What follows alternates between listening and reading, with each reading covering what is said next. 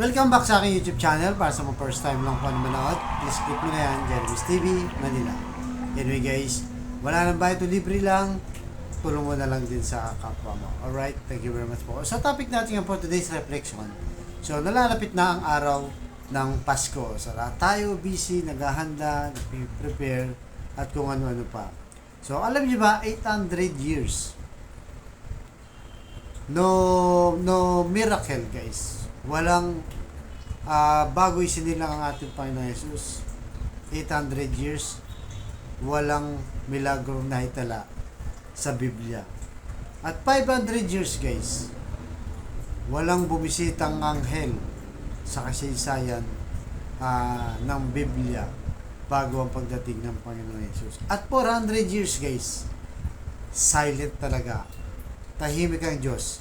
Hindi siya nagpapadala ng mga anghel, ng mga propeta, walang miracle, lahat yan. So, mga Hudyo na panahon na yun, talagang naghihintay sila. Nasaan ng Diyos, di ba? Bakit parang tahimik siya? Wala tayong naririnig sa Kanya. Hindi kagaya dati, di ba? Nung Old Testament, ang daming pinadala mga propeta. Propeta Isaias, propeta Jacob. So maraming propeta, lahat. Hanggang kay David, lahat. Di ba? Ngayon, wala. So pagkatapos ng Old Testament, biglang nahimik ang kasaysayan sa Biblia. Di ba? So nung time na yun, habang ang tao ay naghihintay, lalo ng mga Hudyo, na magpaparamdam ang Diyos dahil sa katahimikan niya. Imagine yung 400 years, ang tagal, di ba? Ang tagal nun. Walang pinapakitang milagro, bisita ng mga propeta. Until one day guys, nabasag ang katahimikan ng buong mundo. Diba?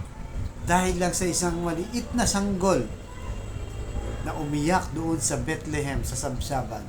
Wala nang iba kung hindi ang ating Panginoong Jesus. Kasi ang gulo ng mundo doon, ang daming masasamang tao. Diba? Talagang nanahimik ang mundo. Kaya nang paglitaw ng ating Panginoon Jesus, bigla siyang nagliwanag sa buong mundo. Kaya nga sabi niya, I am the light of the world, diba? Ang liwanag ng mundo. So habang isinilang ang ating Panginoon Jesus, nabasag ang katahimikan sa Bethlehem, doon napatunayan ng mga tao na hindi nakalimot ang Diyos. So ayon sa Galatia, chapter 4, verse 4. Ngunit nang sumapit na ang tamang panahon, isinugo ng Diyos ang kanyang anak na isinilang ng isang babae at namuhay sa ilalim ng kautusan. So sinasabi dito, ito si Mama Mary, diba? Sinilang siya ng isang babaeng sa ilalim ng kautusan. So wala na iba kundi si Mama Mary. Siya yung nagsilang na talaga namang unang tinawag ng Diyos, di ba? Para maging nanay ng kanyang anak mula sa Espiritu Santo. So kaya nga nung nahinog na guys, yun na yung takdang panahon. Kumbaga sa prutas, nahinog na guys, pwede mo na itong kainin. Di ba? Ganun yan. Sa tagal ng paghihintay ng buong mundo, at yun, lumabas din. At dumating din ang hinihintay natin. So, minsan kasi guys, di ba, sa buhay natin, akala mo, tahimik ang Diyos. Pero hindi ibig sabihin ng tahimik ang Diyos, absent sa buhay mo. Kahit na, siyempre, minsan, di ba, naiinip tayo, sa dami ng dinadasal mo araw-araw, tapos nagsisimba ka palagi, na para bang hindi sumasagot ng Diyos, na para bang nakalimutan ka niya, di ba? O bakit ganun, di ba? Simba ako ng simba, dasal ako ng dasal, nagro-rosaryo pa ako, bakit hindi dinidinig ng Diyos ang aking panalangin? So minsan kasi guys, nangyayari sa buhay natin yan, na parang tahimik lang ang Diyos, parang akala mo absent siya, pero hindi. So, tinitignan lang ng Diyos yung puso natin. Sino ba talagang hinahabol mo, di ba? Baka naman hinahabol mo lang ng Diyos dahil dun sa pangangailangan mo lang. Dahil nga dun sa panalangin mo, di ba? At pag naibigay na sa'yo ng panalangin mo, hindi ka na naman active sa pananampalataya mo. Kakalimutan mo na ang Diyos. Parang tayo, di ba, bilang isang ama, di ba, magulang.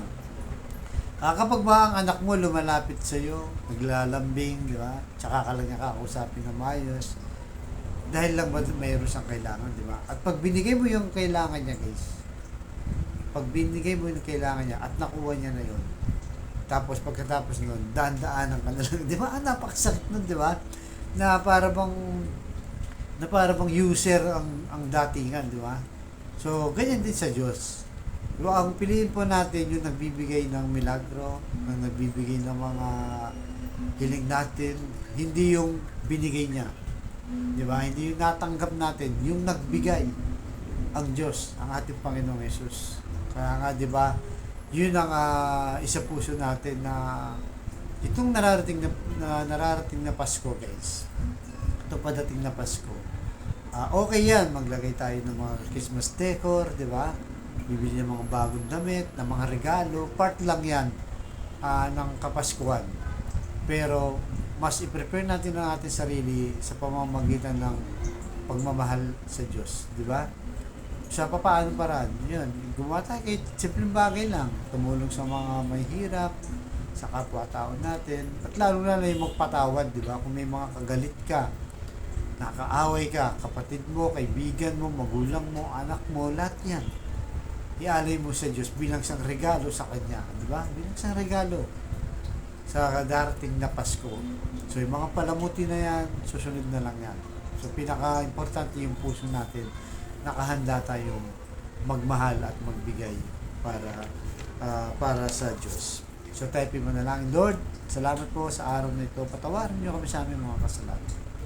Lalong-lalo na sa tuwing dumadanas kami ng matinding pagsubok, sa tuwing nagdarasal kami lagi at nagsisimba, napiling namin, Lord, absent ka, Lord, sa oras ng pangangailangan ng aming buhay.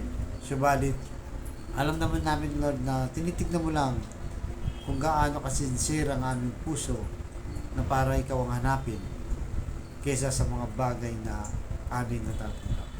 So sa kapatid nating dumaranas ng mga patinding problema sa pinansyal, sa relasyon sa pamilya, at sa karamdaman, sabayan mo ko sa napakasimpleng dasal na kung ikay magtiwala, maniwala at manampalataya sa Diyos, tsak yun ibibigay niya sa kanyang pangalan ng ating Panginoon Jesus.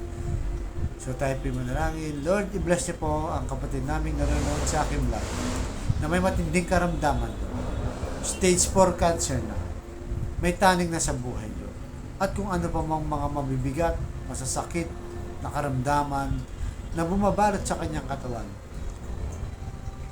haplusin niyo po, Lord.